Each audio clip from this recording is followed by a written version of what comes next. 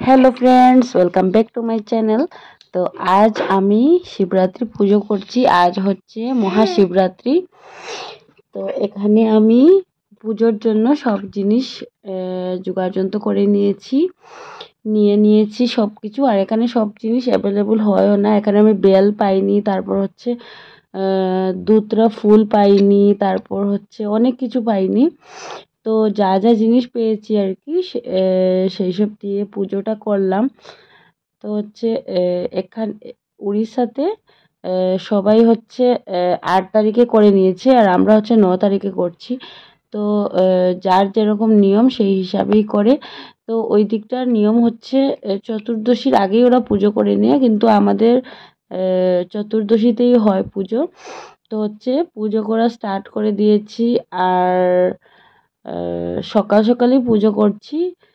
তো দুধওয়ালা আসতে একটু লেট হচ্ছিল বলে একটু পুজোটা করতে একটু লেট হয়ে গেল, না হলে আরও আগে হয়ে যেত। তো এখন বাজছে সকাল 8:30।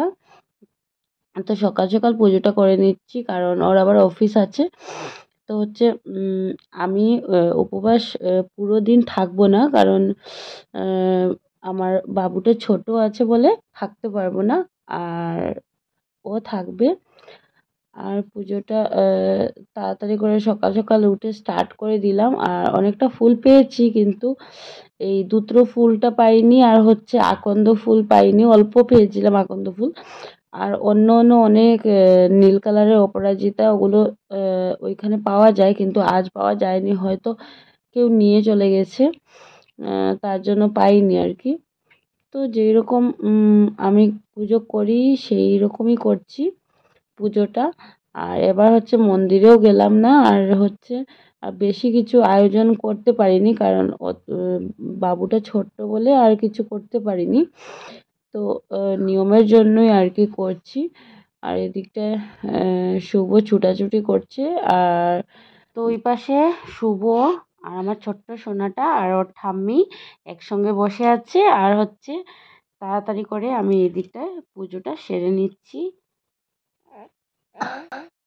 আর দেখতে না দেখতে আমাদের মাসিও চলে এসছেন। সকালে আমি পরিষ্কার করেছি, তাও আবার উনি আসার পর আবার পুরোটা পরিষ্কার করছেন। তাহলে আজকের ব্লগটি আপনাদের কেমন লাগলো অবশ্যই কমেন্ট করে জানাবেন। যদি ভালো লেগে থাকে লাইক করবেন, শেয়ার করবেন, পাশে থাকবেন। আজকের জন্য টাটা। কাল আবার নতুন একটি ভিডিও নিয়ে চলে আসবো।